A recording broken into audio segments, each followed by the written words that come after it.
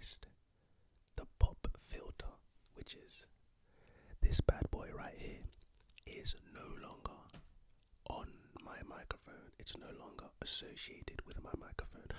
Not only that, right now I'm not wearing headphones. I'd normally be wearing headphones, you know, the over-ear headphones, or just the in-ear headphones. I'd normally have one ear just to be able to observe and monitor the audio.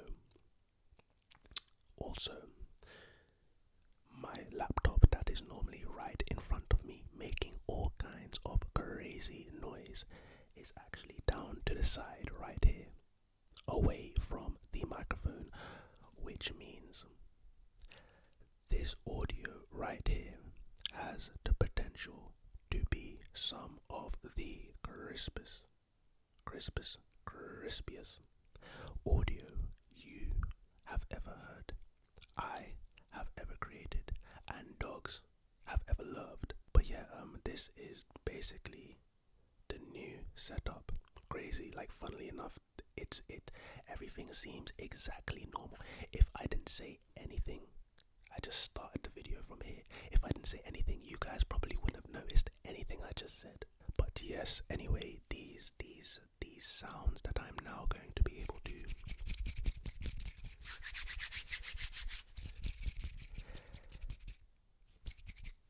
generate with this new setup. Hopefully this setup is good, and I think it is. But these sounds that I'm going to be able to generate are going to be mind-boggling. But for tonight's video, you know, this video right here is just going to be me and my sexy voice, and I'm just going to be whispering. Now, you should probably watch this video when you are trying to sleep. Yes, you can watch it, you know, when you're trying to relax, but when you're trying to sleep is the best time to watch this video, because all you need to do, you don't even have to look at me and my beautiful face. All you have to do is put in headphones, of course, standard, usual, and fall asleep. You don't even have to, you know, wow, I like to watch ASMR anyway. When I do watch ASMR, I like to, you know, put in my headphones and turn my phone upside down so there's no lights in my room, and I go from there. So yes, feel free to just listen. In this video, I'm going to be talking about the philosophies of science, and it's a very, very, very interesting topic, and I have a good, strong feeling that you're going to enjoy it. You're also going to enjoy my nice, sleepy voice.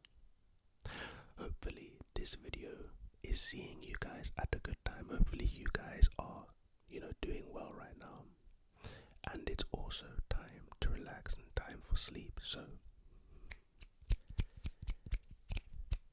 without further ado, let's get into the video.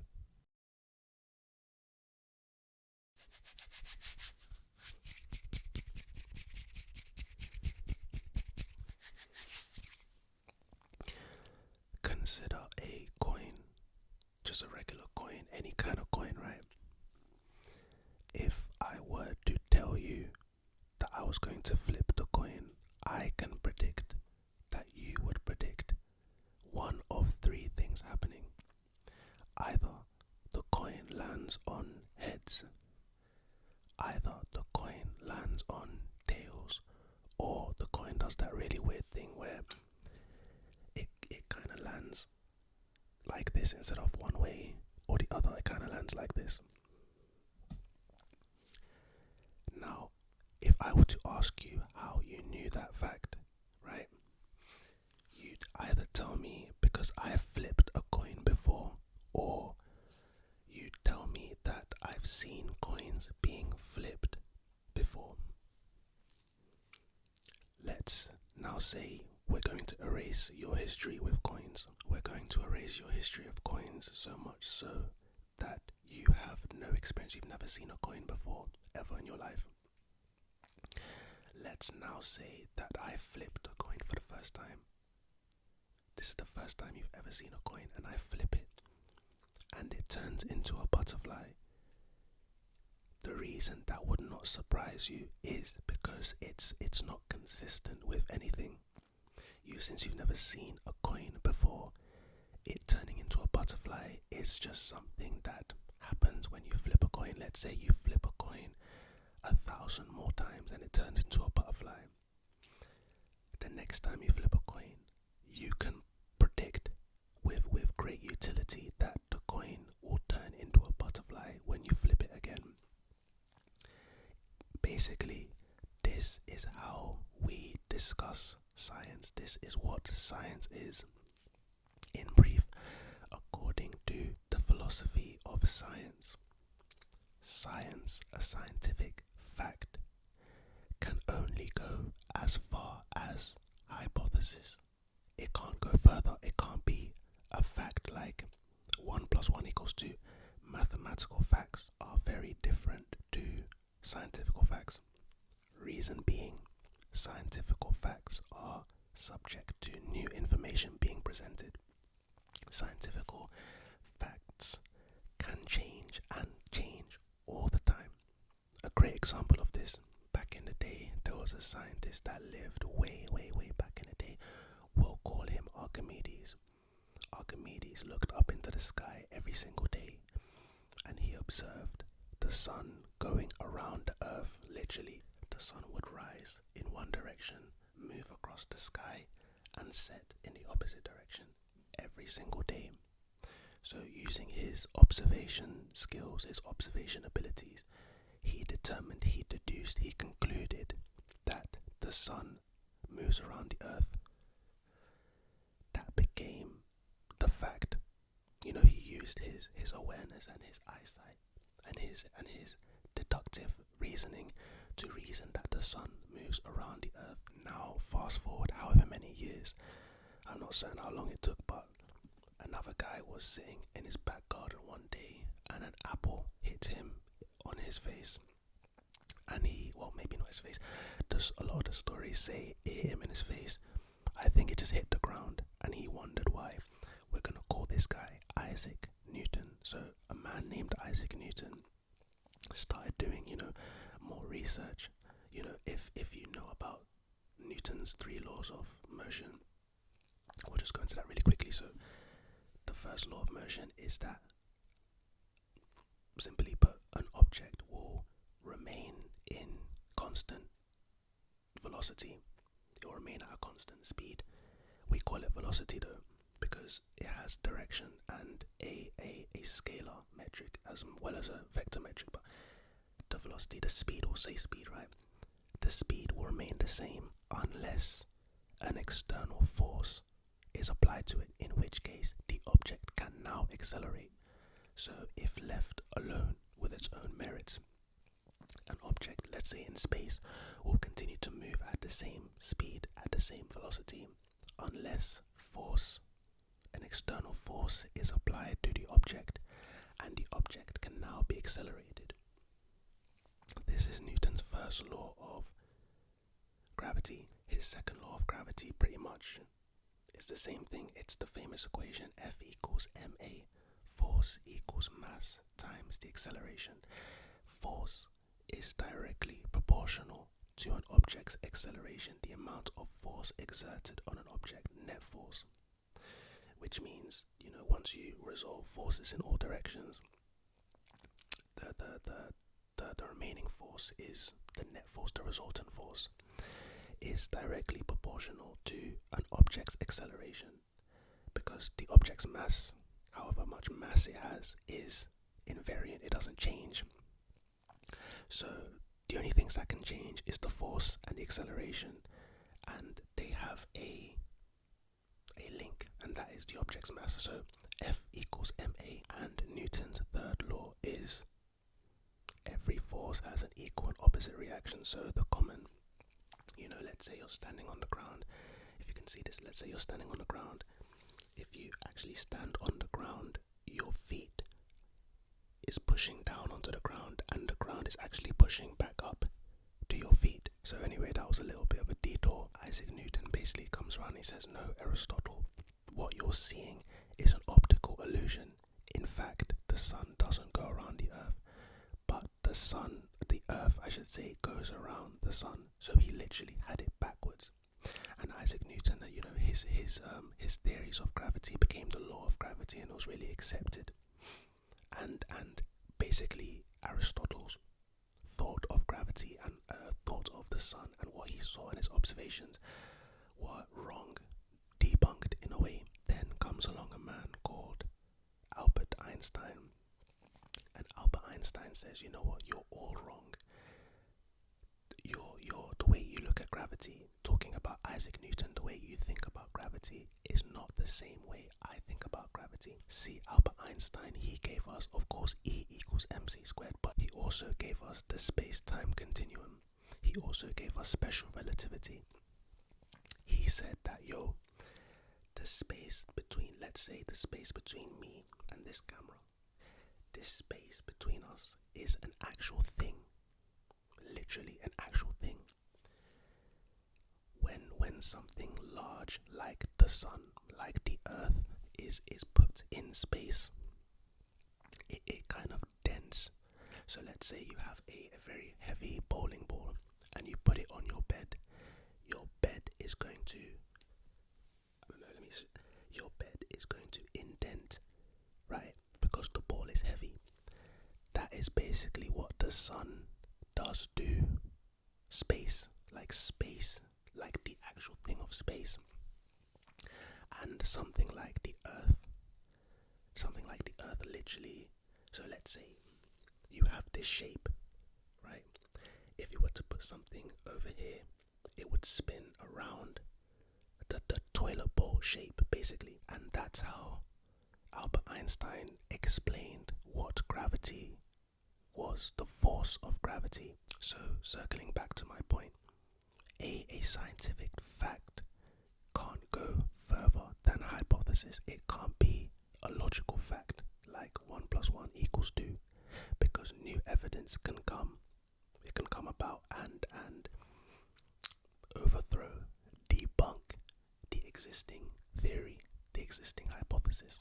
In a way, science is the belief that the future will behave like the past. So in my coin example, the reason if you were to flip a coin 1,000 times and it turned into a butterfly, the reason that you would predict that if you were now to flip it again, it would turn into a butterfly again, is because you've seen it happen before 1,000 times. The reason when I flip this coin right here, the reason it would land on heads or tails is because, well, the reason you know that is because you've done it over and over and over again, and you've seen the exact same result. Because in nature, just outside in nature, all of these laws that we attribute things to, like this is the law of gravity, this is the law of conservation of energy and momentum, this is the law of water boiling at 100 degrees, this is the law of this is the law of motion. All of these laws can't actually be observed in nature. All we see as human beings are patterns, and we attribute names and laws to the patterns that we observe. Knowledge is known in 3 ways. The first way, I can't remember the name, but it's basically what I was explaining about the coins. You know something via your past experience with said object. You know that fire is hot because either you have put your hand on a fire and you were burnt, so you're like, shit, I'm not gonna do that again. Or you've seen fire burn things, or you've spoken to someone and someone has told you fire is hot, don't go near it because it can burn you. That's one way to know things. The second way to know things is deductively. 1 + 1 = 2 via logic. And the third way to know something is intuitively. So if I were to tell you that coffee tastes great, you can't understand that logically because there's no logic to coffee tasting great. You can't also understand that through someone else's experience. That experience of coffee tasting great can only be experienced intuitively within your conscious mind. You can experience coffee, and it can either taste great or it can taste bad. Consider this. Can you picture a red triangle? Can you picture a green triangle? Can you now picture a blue triangle? Can you now picture a triangle with no color at all? A subjective element like color. Can you now picture a triangle with no color at all? It's not possible. Let's take this black background I have as an example.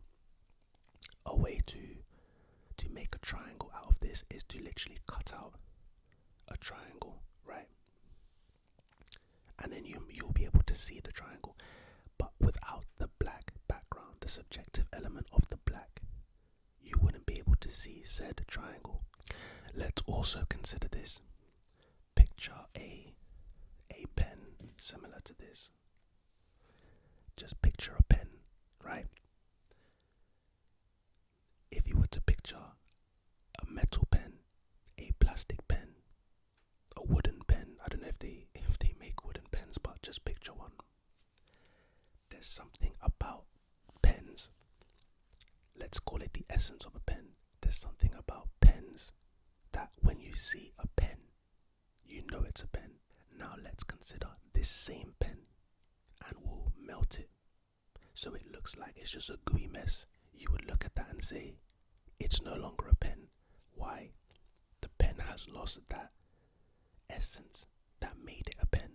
You've seen thousands of pens, wooden pens, metal pens, plastic pens, rubber pens, pens made of glass, but they all have that essence that makes them pens. I say all of this to say, honestly, philosophy is very, very interesting to me, and I'm learning a lot about philosophy. Oh my god, is that a helicopter? Oh, fucking hell. You're gone. I'm learning a lot about philosophy, and I guess I just thought I'd share it with you guys tonight in a very nice and relaxing way. Let's consider randomness. The concept of randomness. Now I don't really have anything. Well, I have money. I guess I have this. But apparently you shouldn't scrunch up money because it's bad luck. Some shit, I don't know. But let's consider this. A ball of paper. Let's say that you scrunched up a ball of paper and you threw it and it landed somewhere, right? Let's now say that you reset the universe exactly the same. So before you threw it, now it's back in your hand, but you reset the universe exactly the same. Every atom, every molecule, the distance I was away from this microphone, when I threw it, it'll be exactly the same. The things you had for breakfast this morning, exactly the same. Everything is exactly the same. And you were to throw the same force you threw it with the first time, you were to throw the paper again. If everything is reset exactly the same, do you propose that the paper will land in exactly the same position as before? And if not, right, why not? I would assume that it does. It lands in exactly the same place as it did before.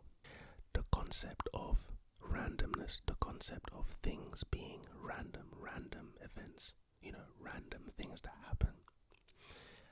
Random events are more so a reflection of ignorance. I'll put it to you like this. Have you ever played snooker or pool? Well, if you have the cue ball right here and you're about to strike the cue ball and it's about to hit the other balls, if I knew about geometry, I knew about physics, and I knew about maths, and you told me how hard you hit the cue ball, at what angle, you told me where it landed on whichever ball that it hit, so maybe it hit the first ball, and you told me exactly where it hit the first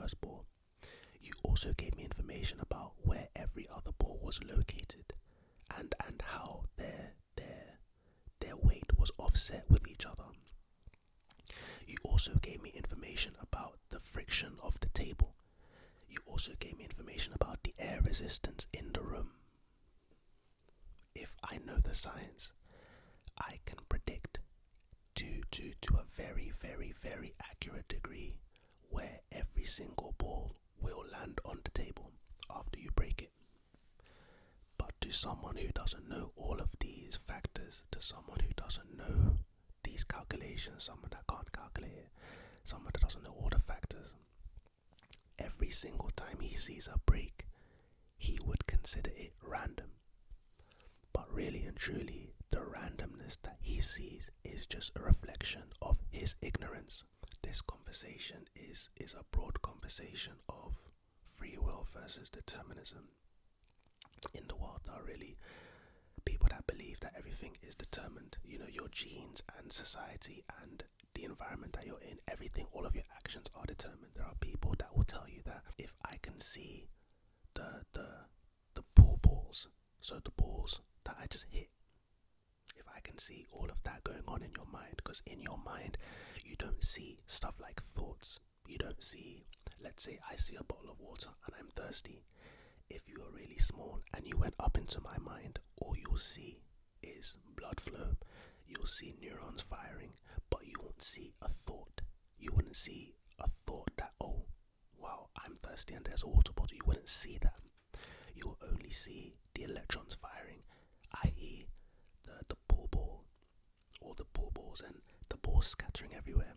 But someone that understands the balls, understands the, you know, like I was saying, the calculations, the friction of the table, someone that understands how to read what they're seeing can tell you, even though you're having your intuition is telling you there's a water bowl and I'm really thirsty, someone watching and observing the balls interacting with each other will be able to tell you exactly what this person is thinking. So really hard determinists, they say like, in the next 15 years, I can tell you exactly where you're going to be, down to a T. I can tell you where you're probably going to be working. I can tell you what you're probably going to be doing. I can literally tell you what kind of watch you'll probably be wearing. Because all they're observing is the interaction of the ball balls. And then obviously, in opposition to your determinists, you have your people that believe in free will.